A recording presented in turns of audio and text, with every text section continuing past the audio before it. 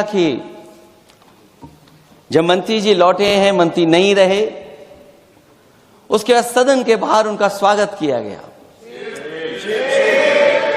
अध्यक्ष महोदय, जो स्वागत हुआ उसके लिए हमें कोई शिकायत नहीं है, लेकिन माननीय सदस्यों को कितनी बड़ी राहत मिली होगी, कितने बड़े संकट से बचाया उन्होंने।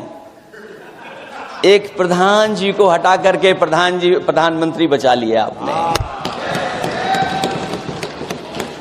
और ऐसा अध्यक्ष महोदय आंदोलन किसी ने नहीं देखा, जिस आंदोलन में नई पीढ़ी के लोग, कम उम्र के लोग निकल करके आ गए और जो नारे दिए गए। ये सरकार पिछले कई वर्षों से नकारात्मक प्रचार पर टिकी हुई थी, नकारात्मक राजनीति करती थी और न जाने कितने हजार करोड़ रुपए खर्च किए होंगे सरकार ने नकारात्मक राजनीति के लिए।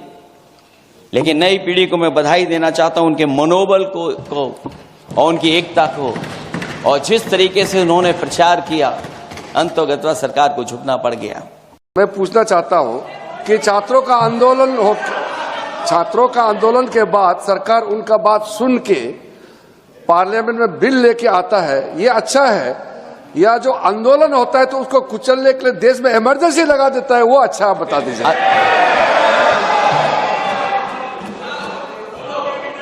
अध्यक्ष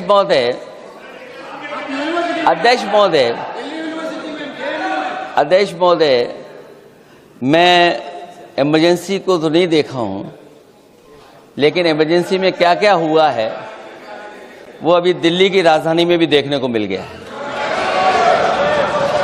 आंसू के गैस के गोले और लकड़ी में लगा हुआ कुछ कील का और कांटे की चीजें, उस समय करंट नहीं लगाया जाता था, इस बार करंट लगाया गया। तो ये इमरजेंसी के बराबर ही हुआ है हमला,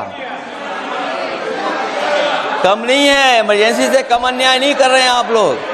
और याद करिए अध्यक्ष महोदय, अगर इमरजेंसी इन्हें याद आ गई है, अगर इमरजेंसी अध्यक्ष महोदय ने याद आ गई है, तो इमरजेंसी के बाद भी परिवर्तन हुआ था और हमें भरोसा है कि इसके बाद भी परिवर्तन होगा। और अध्यक्ष महोदय, मैं आखिरी में कहना चाहता हूं, कानून से नहीं, नियत साफ होगी तब नीट का परीक्षा साफ होगी। सवाल कानून का नहीं है,